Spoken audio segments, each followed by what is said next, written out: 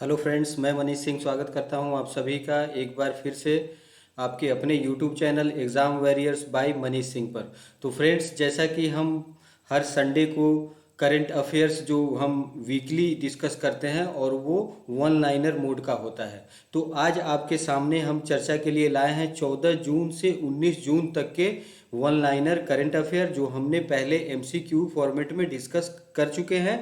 और अभी हम उसको याद रखने के लिए एक रेडी रेकनर के तौर पे यहाँ पे हम एक पंक्ति में देखेंगे करंट अफेयर्स को, जिससे आप जल्दी जल्दी दोहरा पाएंगे। और जो आपके आने वाले एग्जाम्स हैं, जो या फिर आप यूपीएससी की तैयारी करो या फिर पीसीएस एग्जाम्स की तैयारी कर रहे हो या फिर किसी अन्य वनडे एग्जाम्स की तैयारी कर रहे हो, सभी में करंट अफेयर्स से क्वेश्चन पूछे जाते हैं। और उसके लिए ये काफ़ी सहायक सिद्ध होगा। जो हम रोज डेली के डोज के नाम से 10-10 करंट अफेयर्स के क्वेश्चन डिस्कस करते हैं, और सप्ताह के अंत में यानी संडे को हम लोग एक पंक्ति के रूप में सप्ताह भर के पिछले सप्ताह के जितने भी घटनाक्रम हुए थे उसे हम एक पंक्ति में डिस्कस करते हैं। तो फ्रेंड्स, आज हम बढ़ते हैं अपने सेशन की ओर। और जैसा कि आप सबको पता है कि आज का जो मोटिवेशनल कोट है वो आपके स्क्रीन पे है। हम जब सेशन की शुरुआत करते हैं तो एक मोटिवेशनल कोट के साथ करते हैं, एक मोटिवेशन के लिए। देखिए फ्रेंड्स, मोटिवेशन की ज़रूरत इसलिए होती है कि आप जब भी कोई कार्य करने की कोशिश करते हो तो आपके अंदर एक भरपूर ऊर्जा हो, जिससे आप सही दिशा में उस कार्य को कर सके और आप अपने लक्ष्य को प्राप्त कर सके। तो आज का जो मोटिवेशनल कोट्स है फ्रेंड्स, वो है आपके स्क्रीन पे। समय और शिक्षा का सही उपयोग ही व्यक्ति को सफल बना देता है। तो फ्रेंड्स देखिए, सबको पता है कि समय का उपयोग करना है। शिक्षा जो है वो आपको एक सफल व्यक्तित्व बनाने में एक महत्वपूर्ण भूमिका निभाता है। और शिक्षा ही एक ऐसी कुंजी है जिसके वजह से आप अपने जीवन में सफल हो सकते हो, और इस पे सबका अधिकार है। बस ज़रूरत इस चीज़ की है कि वो सही समय को पहचाने और अपने समय का सदुपयोग करे। और शिक्षा के माध्यम से सही तरीके की शिक्षा अगर वो ग्रहण कर लेता है तो कोई भी व्यक्ति सफल हो जाता है। तो आपको शिक्षा के माध्यम से अपने लक्ष्य को प्राप्त करना है, अपने जीवन में ऊंचाइयों को छूना है। और इसके लिए जो बहुत ही इम्पोर्टेंट फैक्टर है वो है समय को सही उपयोग करना, समय का दुरुपयोग नहीं करना। देखिए, समय का अगर आप उपयोग करोगे, उसका सम्मान करोगे, तो समय भी आपका सम्मान करेगा। और यदि आप समय का दुरुपयोग करोगे तो आप हमेशा एक परेशानी में घिरे रहोगे और समय को कोसते रहोगे। तो फ्रेंड्स, ज़रूरी है कि समय का सदुपयोग करें, और शिक्षा के माध्यम से आप किसी भी ऊंचाई को छू सकते हो, कोई भी मुकाम हासिल कर सकते हो। तो फ्रेंड्स, बढ़ते हैं हम क्वेश्चन के सेगमेंट की ओर। आज के जो वन लाइनर क्वेश्चन है आपके स्क्रीन पे, पहला है यूनाइटेड किंगडम और किस देश ने 15 जून 2021 को एक मुक्त व्यापार समझौते पर हस्ताक्षर किए हैं। तो फ्रेंड्स, यहाँ पे हम बात करें फ्री ट्रेड एग्रीमेंट के बारे में, और यहाँ हाल ही में 15 जून की बात करें तो यूनाइटेड किंगडम ने ऑस्ट्रेलिया के साथ फ्री ट्रेड एग्रीमेंट किया है। और इसके तहत कुछ टैरिफ्स जो होते हैं, जो व्यापार पे जो कर लगाए जाते हैं आयात निर्यात से संबंधित, तो उस टैरिफ्स पे भी एक समझौता होता है, जिसमें दोनों देश एक दूसरे के जो गुड्स होते हैं, जो व्यापार के जो वस्तु होते हैं, उन पे टैरिफ में ढील देते हैं, जिससे इन दोनों के बीच एक फ्री ट्रेड एग्रीमेंट हो पाता है। तो अगर आपको याद होगा तो यूनाइटेड किंगडम और भारत के बीच भी इस तरह का एक समझौता हुआ है। और हम यहाँ पे बात कर रहे हैं कि 15 जून को किसके बीच हुआ है, तो यूके और ऑस्ट्रेलिया के बीच में। ये आपको याद रखना है। इस तरह के प्रश्न अक्सर आपके एग्जाम्स में पूछे जाते हैं। अब हम बढ़ते हैं अगले प्रश्न की ओर। महाराष्ट्र सरकार ने कोविड-19 के कारण अनाथ हुए बच्चों के लिए कितने लाख रुपए की सहायता देने की घोषणा की है। तो फ्रेंड्स, अभी जैसे कोरोना महामारी का दौर है, तो सभी राज्य अपने स्तर पे अपने लोगों के लिए उनको एक संरक्षण देने के लिए, उनको सहायता देने के लिए, वो जीवन जीने के प्रति आशान्वित रहें। तो यहाँ पे कोविड-19 के कारण जिन बच्चों ने अपने अभिभावक को खो दिया है, अपने माता पिता को खो दिया है, और वो अनाथ हो गए, तो उनको महाराष्ट्र सरकार ने 5 लाख रुपए की सहायता राशि देने की घोषणा की है। और ये जो राशि होगी ये फिक्स्ड कर दिया जाएगा एक सावधि जमा योजना के थ्रू, और इनको 1100-1200 रुपये का एक स्टाइपन के रूप में प्रति महीने भी दी जाएगी। तो फ्रेंड्स, अब हम बढ़ते हैं अगले प्रश्न की ओर। अंतर्राष्ट्रीय पारिवारिक प्रेषण दिवस, international day of family remittances, किस दिन मनाया जाता है। तो फ्रेंड्स ये 16 जून को मनाया जाता है international day of family remittances. और इसके मनाने के पीछे जो हमारा उद्देश्य होता है कि जैसे कि आप देखते हो कि प्रवासी भारतीय अलग अलग देशों में रहते हैं और वो अपने जड़ों को, कुछ तो अपनी जड़ों को भूल ही जाते हैं, लेकिन उनको अपने जड़ों के प्रति एक निष्ठा रखने के लिए, जड़ों के से बांध के रखने के लिए, अपने जो उनके फैमिली के जो मेंबर्स हैं जिनको वो छोड़ के सात समंदर पार या दूसरे देश में रहते हैं, तो उनको अपने जड़ों के प्रति आकर्षित करने के लिए और अपना उत्तरदायित्व निभाने के लिए इस दिन को याद किया जाता है। और उनका जो कार्य होता है अपने मातृ देश के लिए, उसको सराहना देने के लिए और प्रोत्साहन देने के लिए भी इस दिन को हम मनाते हैं अंतर्राष्ट्रीय पारिवारिक प्रेषण दिवस के रूप में। अब हम बढ़ते हैं अगले प्रश्न की ओर। केंद्र सरकार ने हाल ही में उर्वरक सब्सिडी के लिए कितने करोड़ रुपए की मंजूरी दे दी है? तो फ्रेंड्स ये एक डेटा से संबंधित प्रश्न है और आपको याद रखना है, ये पीसीएस एग्जाम्स में खासकर पूछे जाते हैं इस तरह के प्रश्न। तो ये डेटा से रिलेटेड प्रश्न है, आपको याद रखना है। और ये जो मंजूरी दी गई है सब्सिडी के लिए कितने अनुमानित रकम की, तो वो है 14,775 करोड़। तो ये आपको ध्यान रखना है एक डेटा के रूप में। अब हम बढ़ते हैं अगले प्रश्न की ओर। केंद्र सरकार ने ऑर्डिनेंस फैक्ट्रियों को लेकर 200 साल पुराने किस बोर्ड के पुनर्गठन के लंबित प्रस्ताव को मंजूरी प्रदान कर दी है? तो फ्रेंड्स यहाँ पे 200 साल पुराने ऑर्डिनेंस फैक्ट्री का मतलब होता है कि जहाँ पे गोला बारूद से संबंधित गोला बारूद बनाई जाती है, उन्हें ऑर्डिनेंस फैक्ट्री बोर्ड बोलते हैं, ओएफबी के नाम से आप लोग जानते हैं। तो ये आयुध निर्माण बोर्ड है जिसे एक इसके पुनर्गठन की बात की गई है, इसको 6-7 सेगमेंट में बांटने की बात की गई है, जिससे ये अपने जो इसका जो उद्देश्य का सिद्धि है वो कर सके और अपने मूल उद्देश्य को प्राप्त कर सके। और जो भी ऑर्डिनेंस से रिलेटेड चीज़ें हैं, हथियार, गोला बारूद, उनके निर्माण में और तेजी लाई जा सके। तो फ्रेंड्स इस पे अभी प्रस्ताव को मंजूरी दे दी गई है आयुध निर्माण बोर्ड के, जिसका पुनर्गठन किया जाना है। तो फ्रेंड्स अगले प्रश्न की ओर बढ़ते हैं। अगला प्रश्न है, भारतीय मूल के किस अमेरिकी नागरिक को माइक्रोसॉफ्ट कंपनी ने अपना नया चेयरमैन नियुक्त किया है? फ्रेंड्स ये बहुत इंपॉर्टेंट क्वेश्चन है। ये भारतीय मूल के नागरिक हैं जिनका नाम है सत्या नडेला। इन्हें माइक्रोसॉफ्ट कंपनी ने, जो अमेरिका की कंपनी है माइक्रोसॉफ्ट इंक, जिसको आप लोगों ने सुना होगा, बिल गेट्स का नाम, उन्होंने इसकी स्थापना की थी।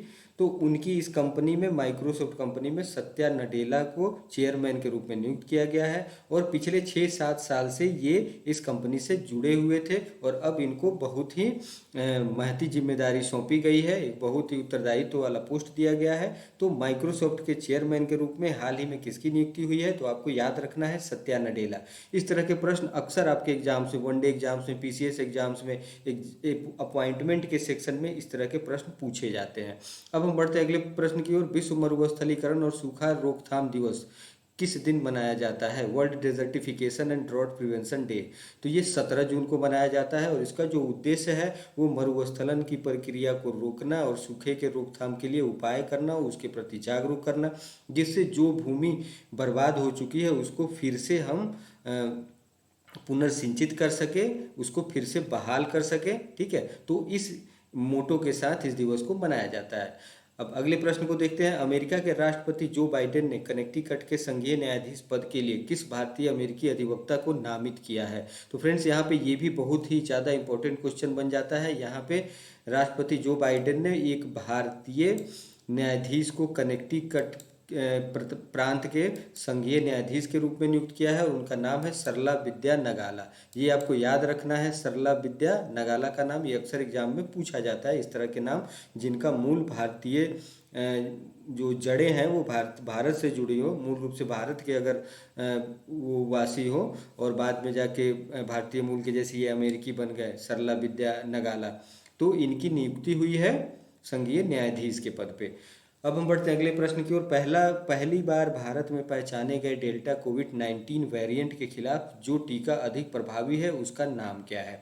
तो फ्रेंड्स ये एक रिपोर्ट जारी की गई है, ये एक तरह का एक खोज है कि जो कोविड-19 के डेल्टा वेरिएंट की बात कर रहे हैं। यहाँ पे डेल्टा वेरिएंट काफ़ी खतरनाक माना जा रहा है और इससे जो लड़ने की क्षमता रखता है, जो वैक्सीन इसके इसके प्रति ज़्यादा प्रभावी मानी जा रही है, उसका नाम है स्पुतनिक 5, जो रसिया की वैक्सीन है। तो फ्रेंड्स, आप सबको पता है कि इंडिया की जो वैक्सीन है वो कोवैक्सीन है, जिसे भारत बायोटेक के द्वारा बनाया गया है।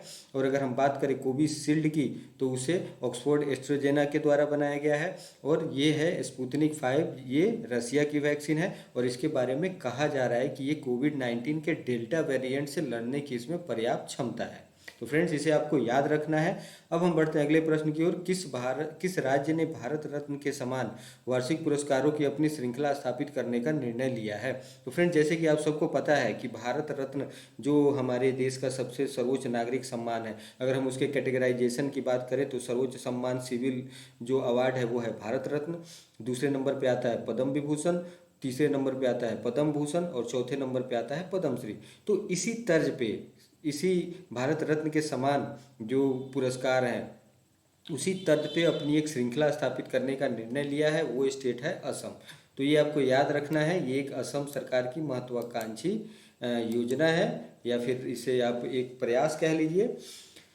तो बढ़ते हैं हम अगले प्रश्न की ओर। प्रधानमंत्री मोदी ने कोविड-19 फ्रंट लाइन वर्कर्स के लिए कस्टमाइज क्रैश कोर्स प्रोग्राम किस तारीख को शुरू किया है? तो फ्रेंड्स, ये कोविड-19 से लड़ने के लिए, जैसे हम कोरोना वॉरियर्स की बात करते हैं, जिनमें डॉक्टर, नर्स, पुलिस, ये लोग आते थे जो कोरोना बीमारी और हमारे बीच वो एक शील्ड के रूप में खड़े रहते थे। तो यहाँ पे बात की जा रही है फ्रंट लाइन वर्कर्स की। तो इनको एक ट्रेंड किया जाएगा, जैसे कि सुनने में आ रहा है, जिसकी पुष्टि नहीं हुई है, कि अगर कोरोना का अगर तीसरा लहर आता है तो उससे पहले हम अपनी तैयारी पूरी रखें। और यहाँ पे बात की जा रही है फ्रंट लाइन वर्कर्स की। तो ये 18 जून को एक क्रैश कोर्स शुरू किया जा रहा है, इनके लिए कस्टमाइज क्रैश कोर्स प्रोग्राम होगा और ये शुरू किया गया है 18 जून से। तो फ्रेंड्स, ये आपको याद रखना है। अब हम बढ़ते हैं अगले प्रश्न की ओर। भारत के कितने राज्यों के कितने प्रशिक्षण केंद्रों में फ्रंट लाइन कार्यकर्ताओं के लिए यह क्रैश कोर्स शुरू हो गया है? तो फ्रेंड्स, ये भारत के 26 राज्यों में 111 प्रशिक्षण केंद्र बनाए हैं जिसमें ये कोर्स शुरू किया गया है। अब हम बढ़ते हैं अगले स्लाइड की ओर। वह देश दुनिया का पहला लकड़ी का उपग्रह प्रक्षेपित करेगा, उस देश का क्या नाम है? तो फ्रेंड्स, ये हमने पहले भी डिस्कस किया था कि यूरोपियन स्पेस एजेंसी जो है, उनका ये एक महत्वाकांक्षी प्रोग्राम है कि ये लकड़ी के उपग्रह प्रक्षेपित करने की योजना बनाई है। तो ये न्यूजीलैंड का ये एक महत्वाकांक्षी योजना है। न्यूजीलैंड जो देश है उसकी एक महत्वाकांक्षी योजना है, जिसके थ्रू लकड़ी का उपग्रह प्रक्षेपित करने का प्रयास किया जाएगा। और ये अध्ययन किया जाएगा कि जो अंतरिक्ष में, अगर हम गर्मी की बात करें, घर्षण की बात करें, और भी जो वहाँ की जलवायु परिस्थितियाँ हैं, वहाँ की जो स्थितियाँ हैं, उस पर लकड़ी पर क्या प्रभाव पड़ेगा। तो ये एक अध्ययन के रूप में एक भेजा जा रहा है, जिसका बाद में एक विश्लेषण किया जाएगा कि लकड़ी कितना कारगर है। अब हम बढ़ते हैं अगले प्रश्न की ओर। किस देश में ट्विटर ने अपनी सुरक्षित बंदरगाह प्रतिरक्षा खो दी है? तो फ्रेंड्स, ट्विटर ने हाल ही में भारत में अपनी सेफ्टी हार्बर, एक पॉलिसी होता है सुरक्षित बंदरगाह।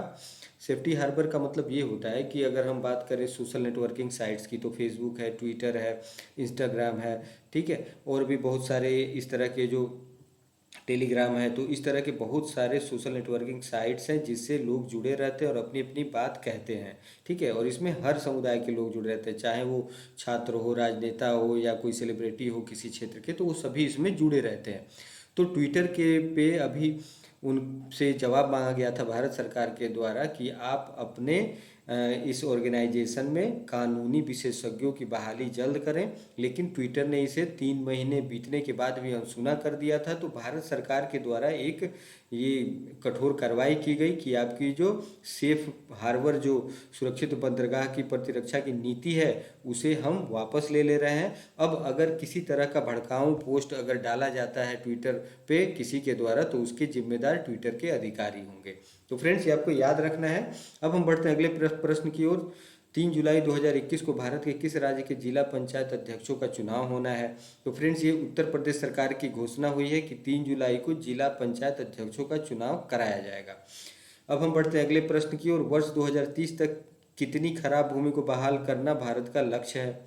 यहाँ पे फ्रेंड्स खराब भूमि का मतलब ये है कि जो भूमि जिसका मरुस्थलीकरण हो चुका है या फिर जो सूखे से लंबे समय से प्रभावित है और इस पे किसी तरह का खेती का कार्य नहीं किया जा रहा है, तो इस तरह की भूमि को हम इसको बहाल करने की बात की जा रही है, पुनः उर्वर करने की बात की जा रही है। तो ये जो आंकड़ा है वो है 26 मिलियन हेक्टेयर। ठीक है फ्रेंड्स, अब हम बढ़ते हैं अगले प्रश्न की ओर। भारत की किस राज्य सरकार ने कोविड-19 की संभावित तीसरी लहर के लिए 5,000 युवाओं को स्वास्थ्य सहायक के तौर पर प्रशिक्षित करने का निर्णय लिया है? तो फ्रेंड्स, जैसे कि आप सबको पता है कि हम तीसरी लहर की भी बात कर रहे हैं, लोग कयास लगा रहे हैं कि तीसरी लहर भी आएगी, वो काफ़ी भयंकर साबित होगी। जब भी हम बात कर रहे थे पिछले प्रश्नों में कि ये डेल्टा वेरिएंट्स की, तो उसका जो वेरिएंट होगा वो डेल्टा वेरिएंट काफ़ी खतरनाक सिद्ध हो सकता है। तो उसके लिए पहले से ही एक तैयारी करने के सेंस में ये दिल्ली सरकार का ये निर्णय लिया गया है, दिल्ली सरकार के द्वारा, कि 5,000 युवाओं को स्वास्थ्य सहायक के तौर पे प्रशिक्षित की जाएगी। तो फ्रेंड्स, अब हम बढ़ते हैं अगले प्रश्न की ओर। Swiss brokerage UBS securities India की 17 जून 2021 को जारी रिपोर्ट के मुताबिक जून 2021 की तिमाही में भारत की आर्थिक गतिविधियों में औसतन कितने फीसदी की गिरावट आई है? तो फ्रेंड, जैसे कि आप सबको पता है कि समय समय पे जो रेटिंग एजेंसियां हैं, जो क्रेडिट रेटिंग एजेंसियां हैं, जो देश की अर्थव्यवस्था के बारे में अपना एक प्रोजेक्शन देती हैं, तो यहाँ पे हम बात कर रहे हैं Swiss brokerage UBS securities India की। तो उसके अनुसार भारत की जो आर्थिक गतिविधियाँ हैं वो जून 2021 की तिमाही में घटकर 12% की गिरावट दर्ज की जाएगी। तो ये आपको याद रखना है। इस तरह के अनुमान हमेशा लगाए जाते हैं। जैसे कि हम अर्थव्यवस्था या जीडीपी की बात करें तो क्राइसिल है, स्टैंडर्ड एंड पुअर्स है, तो आईएमएफ है, विश्व बैंक है, इस तरह की जो एजेंसियां हैं वो समय समय पे अपना प्रोजेक्शन बताती हैं, अपना अनुमान लगाती हैं देश के प्रति। तो फ्रेंड्स, अब हम बढ़ते हैं अगले प्रश्न की ओर। विश्व दाता सूचकांक वर्ल्ड गिविंग इंडेक्स की रिपोर्ट के अनुसार दुनिया का 14वां सर्वाधिक परोपकारी देश कौन है? तो वर्ल्ड गिविंग इंडेक्स में फ्रेंड्स भारत का जो स्थान है वो 14वां है, ये आपको याद रखना है। इस तरह के प्रश्न अक्सर पूछ दिए जाते हैं आपके वनडे एग्जाम्स में या फिर पीसीएस एग्जाम्स में। अब हम बढ़ते हैं अगले स्लाइड की ओर। बॉलीवुड के जाने माने किस अभिनेता एवं सामाजिक कार्यकर्ता का 97 वर्ष की उम्र में निधन हो गया है?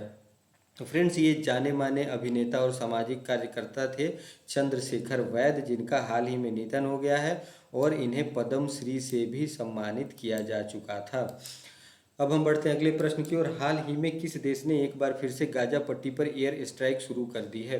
फ्रेंड्स, ये जो गाजा पट्टी का नाम आप सुन रहे हैं, ये अभी हाल ही में जो इजराइल और फिलिस्तीन के बीच जो आपने संघर्ष देखा था, जिसमें काफ़ी संख्या में हमास के जो आतंकवादी संगठन है, जो हमास, उसके ठिकानों पे हमला किया गया था। तो बीच में एक युद्ध विराम के बाद आप अभी जो देखोगे कि हाल ही में जब वहाँ के प्रधानमंत्री की पुनर्नियुक्ति हो गई, उसके बाद आप लोग देखोगे कि वहाँ पे एयर स्ट्राइक फिर से शुरू कर दिए गए। तो ये जो गाजा पट्टी पे एयर स्ट्राइक शुरू करने वाला देश है वो है इजराइल, क्योंकि इजराइल और फिलिस्तीन में इस तरह का संघर्ष आपको देखने को मिल रहा था।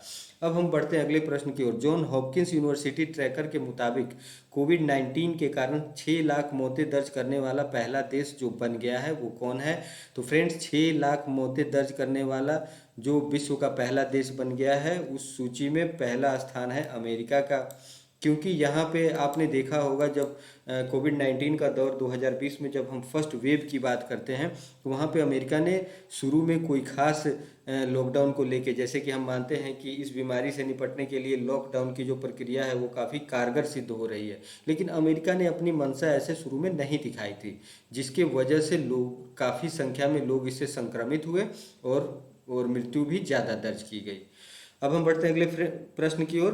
हाल ही में किस राज्य सरकार ने 1 जुलाई से सभी सरकारी प्राथमिक एवं उच्च प्राथमिक विद्यालयों को शिक्षकों एवं कर्मचारियों के लिए खोलने का आदेश जारी किया है? तो फ्रेंड्स, ये उत्तर प्रदेश सरकार की तरफ से ये आदेश आया है कि 1 जुलाई से स्टूडेंट्स को छोड़ के बाकी जितने कर्मचारी हैं सरकारी प्राथमिक एवं उच्च प्राथमिक विद्यालयों के, चाहे वो शिक्षक हो या कर्मचारी, उनके लिए विद्यालय खोल दी जाएगी। अब हम बढ़ते हैं अगले प्रश्न की ओर। ईपीएफओ ने यूएएन नंबर से आधार नंबर को जोड़ने की एवं रिटर्न दाखिल करने की अवधि को कब तक के लिए बढ़ा दिया गया है? ठीक है फ्रेंड्स, तो EPFO employ provident fund organisation आप सबको पता है, ये कर्मचारियों के भविष्य निधि कोष को संरक्षित रखती है। और यहाँ पे हम अगर बात करें universal account number UAN number, इसको आधार से जोड़ने के लिए और अपने इनकम टैक्स रिटर्न को भरने के लिए जो अवधि को बढ़ा दी गई है वो है 1 सितंबर। 1 सितंबर तक आप यूएएन को आधार से जोड़ सकते हैं और अपना इनकम टैक्स रिटर्न दाखिल कर सकते हैं।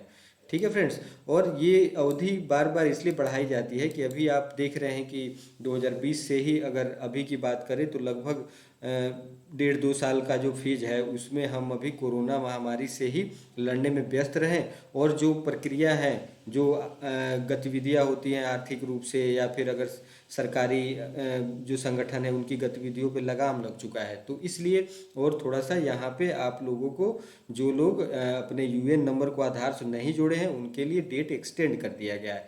अब हम बढ़ते हैं अगले प्रश्न की ओर। भारतीय क्रिकेट कंट्रोल बोर्ड बीसीसीआई ने किस क्रिकेटर पर लगे आजीवन प्रतिबंध को हटा लिया है?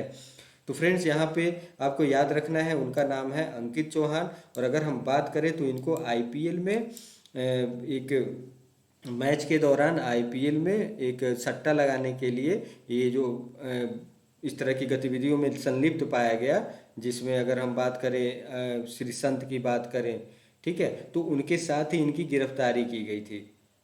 और भारतीय क्रिकेट कंट्रोल बोर्ड ने मैच फिक्सिंग पे इनकी गिरफ्तारी की गई थी। अंकित चौहान की बात करें या फिर हम श्रीसंत की बात करें तो इन पर से आजीवन प्रतिबंध जो लगाया गया था वो हटा लिया गया है, ये आपको याद रखना है। अब हम बढ़ते हैं अगले प्रश्न की ओर। राष्ट्रीय पुरस्कार से सम्मानित किस कन्नड़ अभिनेता का 38 वर्ष की आयु में सड़क दुर्घटना में निधन हो गया है? तो फ्रेंड्स इनका नाम आपको याद रखना है, ऑब्ituary सेक्शन से इस तरह के प्रश्न पूछे जाते हैं। तो उनका नाम है संचारी विजय। संचारी विजय ये एक कन्नड़ अभिनेता है, थे जाने माने, और उनकी अल्प आयु में ही 38 वर्ष की आयु में निधन हो गया।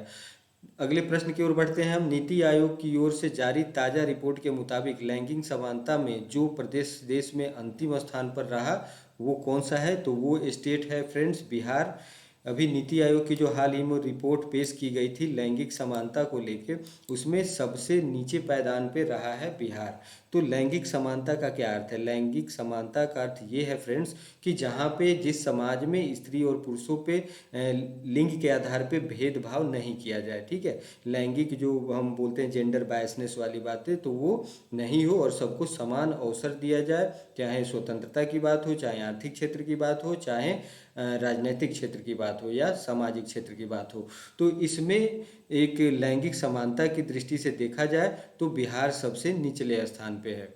तो और यहाँ पे अभी आए दिनों आपने सुना होगा कि बिहार में मुख्यमंत्री नीतीश कुमार ने महिला सशक्तिकरण को लेके उन्होंने काफ़ी सजग होके काफ़ी सारे डिसीजंस लिए हैं। अगर हम बात करें आरक्षण की तो उन्होंने शुरू में अगर हम बात करें पंचायत में तो 50% आरक्षण दिया गया है। फिर अगर हम बिहार के सरकारी सेवा में बात करें तो 33% आरक्षण की बात की गई है।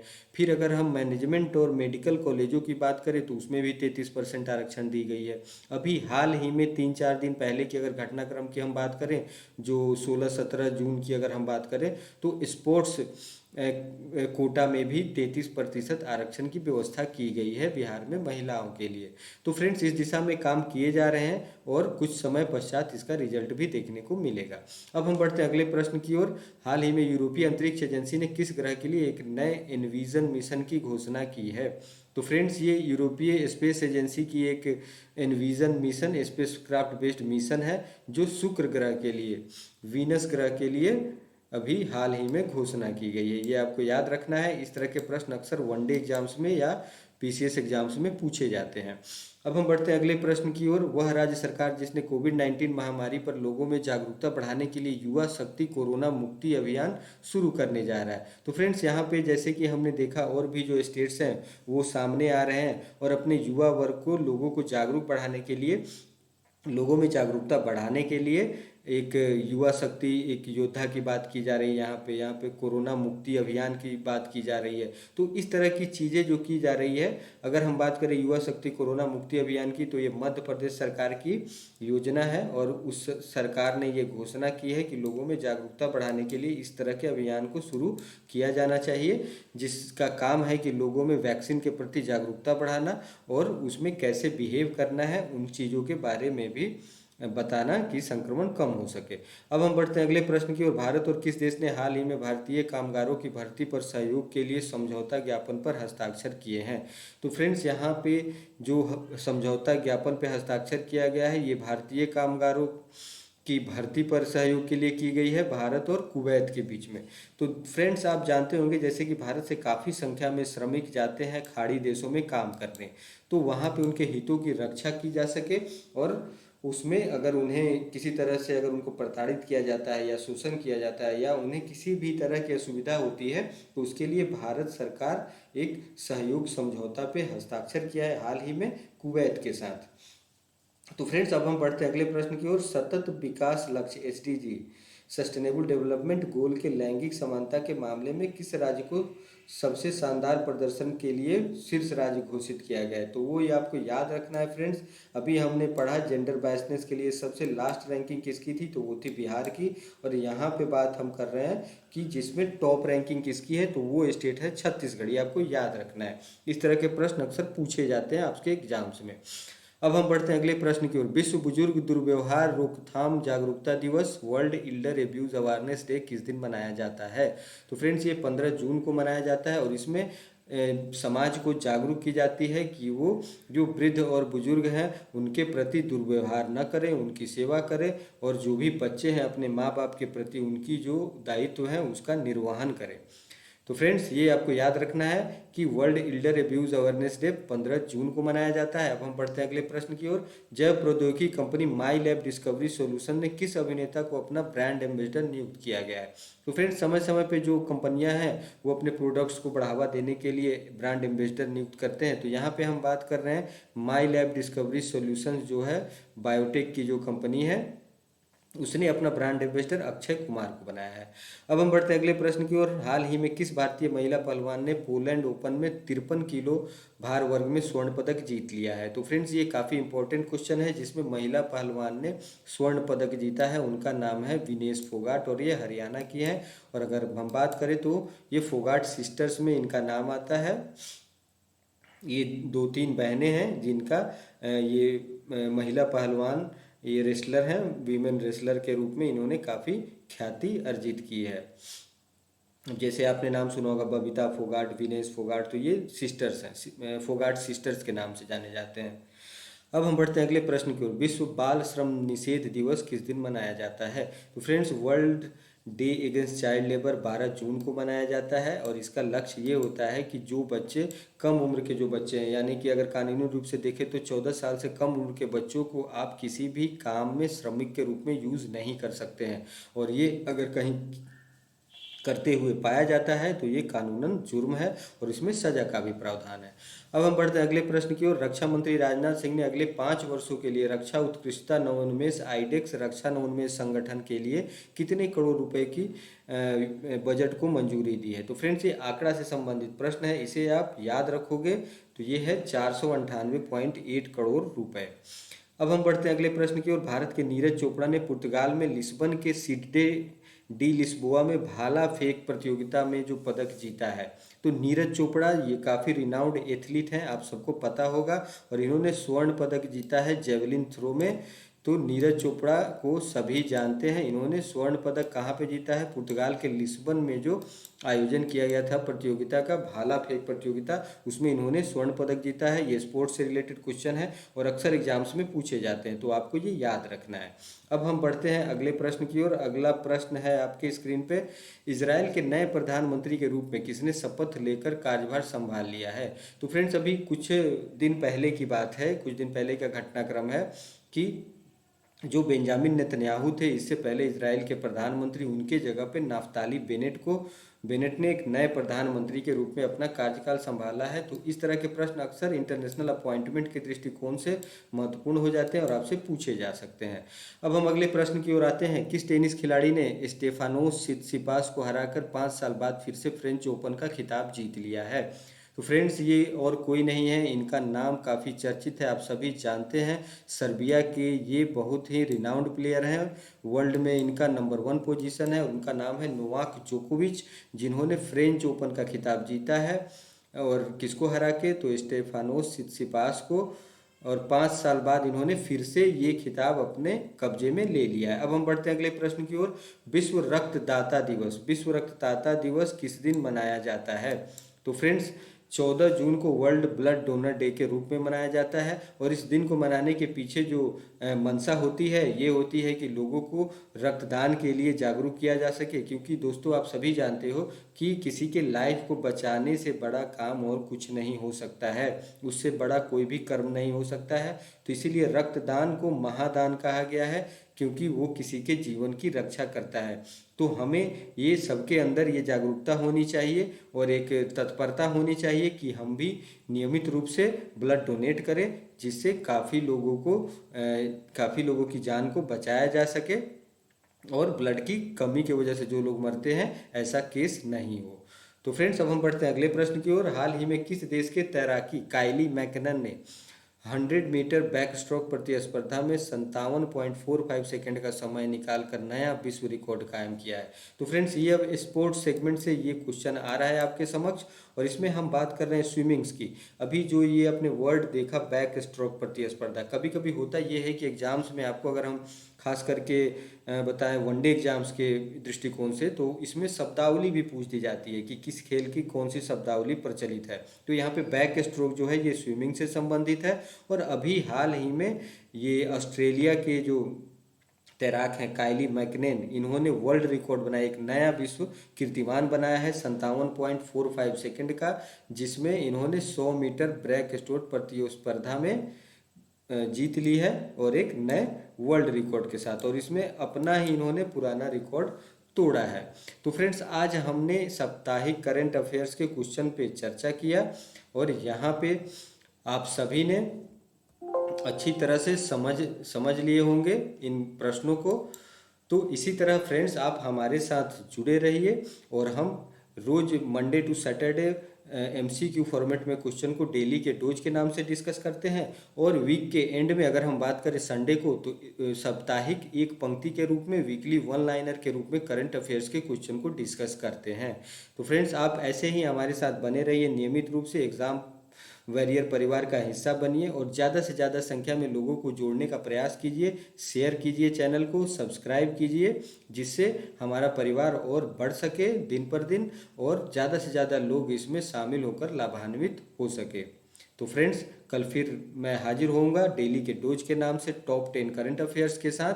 तो आज मैं विदा चाहता हूँ और आप लोग स्वस्थ रहें, सुरक्षित रहें। धन्यवाद।